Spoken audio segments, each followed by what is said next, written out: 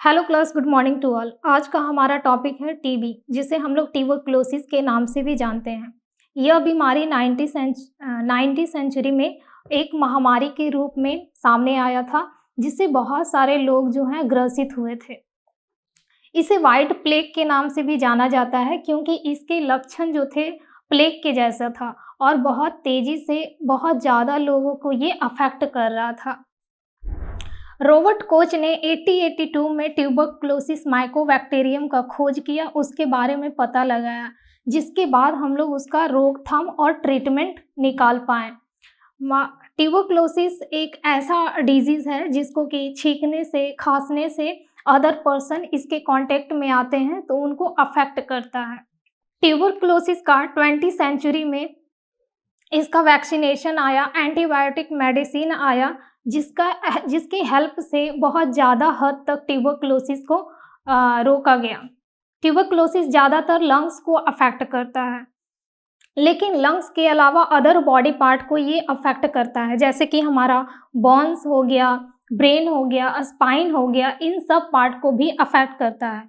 First है हमारा definition. Tuberculosis is a contagious infectious disease caused by bacterium Mycobacterium tuberculosis. It primarily affects the lungs, but it can also spread the other part of body such as bones, brain, kidney and spine.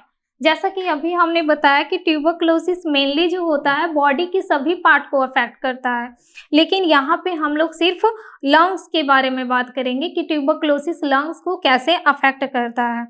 अभी हम लोग tuberculosis के definition को देखेंगे। Tuberculosis is a contagious disease. Tuberculosis is a contagious infectious disease caused by bacterium Mycobacterium tuberculosis.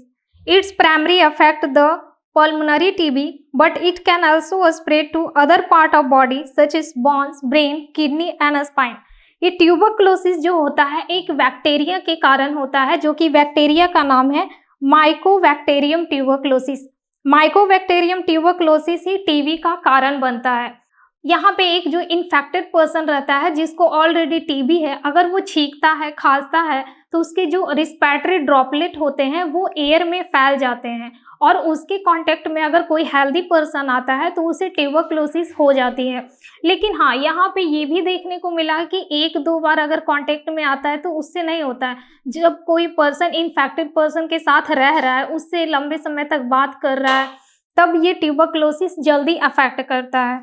Okay, यहाँ पे tuberculosis जो है वो ज़्यादातर लंग्स को अफेक्ट करता है, लेकिन अगर ये बॉडी के अदर पार्ट को अफेक्ट करें तो इसको एक्स्ट्रा पल्मोनरी डिसऑर्डर के नाम से जानते हैं, एक्स्ट्रा पल्मोनरी डिजीज के नाम से जानते हैं। जैसे कि ये बोन्स को अफेक्ट करता है, किडनी और स्पाइन को भी अफेक्ट करता है। नाउ हमारा है एपिडेमियोलॉजिकल फैक्टर, किस एजेंट के वजह से ये होगा, तो इसका एक ही एजेंट है जिसका नाम है माइकोबैक्टीरियम ट्यूबरक्लोसिस, इसी की वजह से टीबी होता है। देन है human and bovine strain of the bacilli are important in man. यहाँ पे ह्यूमन और बोवाइन का नाम लिया गया है। बोवाइन का मतलब होता है मवेशिया, जैसे बफेलो हो गया, काऊ हो गया, इनकी वजह से भी ट्यूबरक्लोसिस होते हैं। ट्यूबरक्लोसिस का इन्फेक्शन ना ही सिर्फ ह्यूमन बींग से होता है बल्कि मवेशियों से होता है। जो मवेशी होते हैं उनके मिल्क को हम लोग डायरेक्ट अगर पीते हैं, खाते हैं, उसकी वजह से हमें ट्यूबरक्लोसिस हो सकता है। ठीक है। देन है सोर्स ऑफ इन्फेक्शन। इसके क्या सोर्स है? मेनली इसके टू सोर्स हैं। फर्स्ट है ह्यूमन एंड अनदर है bovine. Then human source, human से किस तरह से ट्यूबरक्लोसिस फैलता है, एक ह्यूमन किस तरह से टीबी को फैला सकता है। The most common source of infection is the human case whose sputum is positive for tuberculosis bacilli and who has neither received treatment or has been fully treated. Human being के अंदर वैसे person होते हैं जिनको already TB का infection है, उसने अपना ट्रीटमेंट नहीं लिया है, या फिर कोई वैसा पर्सन जिनका टीबी का इलाज चल रहा है और बीच में ही वो अपना ट्रीटमेंट छोड़ देते हैं, तो वैसे पर्सन जो होते हैं अदर पर्सन को ज़्यादा इन्फेक्ट करते हैं। देन है communicability, patient remain infected as a long. Then यहाँ पे हमारा है ह्यूमन सोर्स, ह्यूमन की वजह से किस तरह से ट्यूबरक्लोसिस होगा। The most common source of infection is human cases whose sputum is positive tuberculosis bacilli who has neither receive treatment or has been fully treated. यहाँ पे वैसे टीबी का पर्सन जिनको ऑलरेडी ट्यूबरक्लोसिस है और उनका ट्रीटमेंट चल रहा है टीबी का, अगर वो बीच में ही उस ट्रीटमेंट को छोड़ देते हैं या पूरी तरह से अपना इलाज नहीं करवाते हैं तो वैसे पर्सन जो है अदर पर्सन को ज़्यादा हार्म करते हैं, दूसरे को ट्यूबरक्लोसिस दे सकते हैं। देन है communicability, patient remain infected as long they remain untreated. अगर कोई ऐसा पर्सन है जिसको ट्यूबरक्लोसिस है और वो अपना ट्रीटमेंट नहीं करवा रहा है तो वो पर्सन भी अदर को इन्फेक्ट करता है। Human and bovine infective material sputum are the patient suffering. यहाँ पे ह्यूमन है या बोवाइन है, कोई मवेशी हो गया या फिर ह्यूमन बीइंग हो गया, दोनों से ये इन्फेक्शन ट्रांसमिट होगा और दोनों कारण बनते हैं ट्यूबरक्लोसिस को फैलाने में। देन नेक्स्ट है हमारा होस्ट फैक्टर, किन लोगों को ये ज़्यादा अफेक्ट करेगा। तो इसके लिए कोई एज लिमिट नहीं है, ऐसा नहीं है कि ये छोटे बच्चे को या ओल्ड एज वाला को अफेक्ट करेगा, सभी एज ग्रुप को ये अफेक्ट करता है। सेक्स देखने को मिलता है मोर in male then female, female के मुकाबले में मेल्स को ट्यूबरक्लोसिस ज़्यादा होता है। अगर किसी भी पर्सन में माल न्यूट्रिशन है तो वैसे पर्सन को ट्यूबरक्लोसिस जल्दी अफेक्ट करता है। वैसे पर्सन जिनका इम्यूनिटी कमज़ोर है, जैसे वो बच्चा है या कोई ओल्ड एज के ग्रुप के ओल्ड एज के पीपल हो गए, या फिर वैसे पर्सन जिनको HIV एड्स है, किसी वश कारण इम्यूनिटी अगर कमज़ोर है तो वैसे पर्सन को ट्यूबरक्लोसिस का इन्फेक्शन होने की चांसेस ज़्यादा हो जाती है। देन है एजुकेशन, बहुत सारे ऐसे एरिया हैं जहाँ पे लोग अभी शिक्षित नहीं है पूरी तरह से, तो अगर वो शिक्षित नहीं रहेंगे तो हाइजीन को अच्छी तरह से नहीं मेंटेन कर पाते हैं, जिसकी वजह से ट्यूबरक्लोसिस जो है। देन इसकी साइन एंड सिम्टम है, अगर किसी भी पर्सन को ट्यूबरक्लोसिस होते हैं तो क्या साइन एंड सिम्टम अपीयर होगा। फर्स्ट ऑफ ऑल इसमें कंटिन्यूअस लो ग्रेड फीवर दिखने को मिलता है। जब भी कोई पर्सन बाहर से वो काम करके आता है तो खुद को बहुत थकावट फील करता है, थकावट के साथ ही साथ उसमें लो ग्रेड फीवर देखने को मिलता है, साथ ही साथ कफ देखने को मिलता है। यहाँ पे पर्सन को खांसी भी होता है, अगर नॉर्मल खांसी रहता है तो 1 वीक के अंदर ठीक हो जाता है, लेकिन अगर ट्यूबरक्लोसिस का कफ है तो ये 2 वीक के बाद भी कंटिन्यू रहता है, ये ख़त्म नहीं होता है और आगे जाके ये जो कफ होते हैं, बलगम होता है, उसके साथ ब्लड भी आने लगता है, जिससे ये पता चलता है कि पर्सन को ट्यूबरक्लोसिस है। इसमें लॉस ऑफ वेट दिखने को मिलता है, यहाँ पे पर्सन को भूख नहीं लगता है, जिसके कारण वो खाना नहीं खाता है ज़्यादा, जिसकी वजह से उसका वेट जो है वो लॉस होने लगता है। देन रात में पसीना आता है, साथ ही साथ ब्लड स्टेनेड स्पूटम देखने को मिलता है। जब भी वो थूक या खखार फेंकता है तो उसके साथ ब्लड भी आते हैं। देन चेस्ट में पेन देखने को मिलता है। ये सारे साइन एंड सिम्टम हैं जो कि एक ट्यूबरक्लोसिस पेशेंट में अपीयर होते हैं।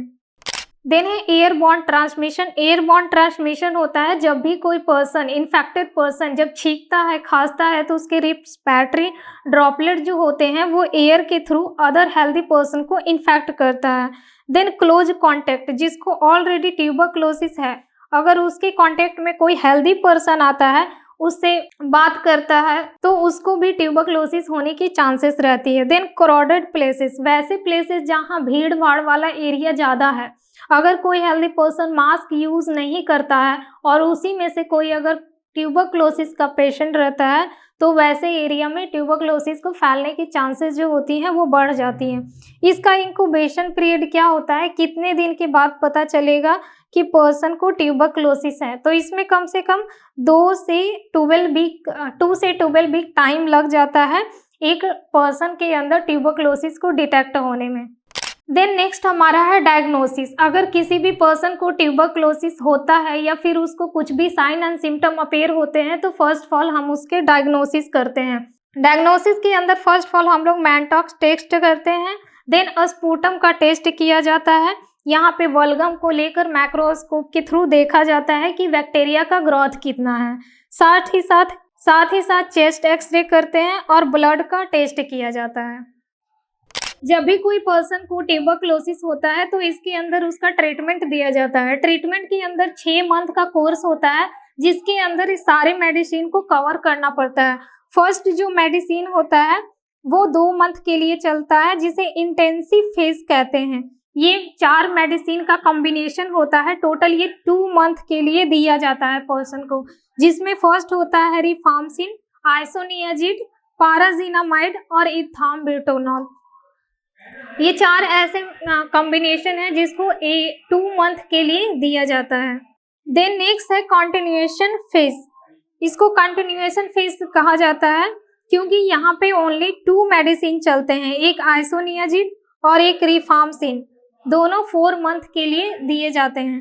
तो टोटल 6 मंथ का ड्यूरेशन होता है जिसे पेशेंट को कंप्लीट करना पड़ता है। अगर वो बीच में ही छोड़ देता है तो फिर से उसका, अगर वो चाहेगा कि मेरा ट्रीटमेंट स्टार्टिंग से हो, तो ऐसा रिकवर नहीं मिलता है और उसका ट्रीटमेंट फिर से नहीं हो पाता है इसके अंदर।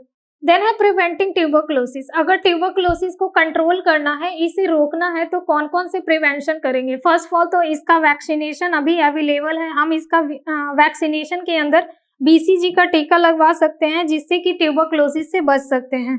Then use of mask. वैसे एरिया जहाँ क्राउडेड एरिया है या फिर हम हॉस्पिटल जाते हैं या फिर कोई भी इन्फेक्टेड पर्सन से बात करते हैं जिसको ऑलरेडी ट्यूबरक्लोसिस है, वैसी जगह पे हमें मास्क का यूज करना है। Okay.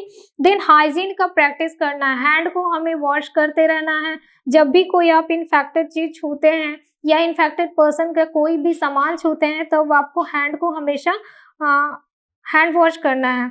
Then regular hand washing करते रहना है।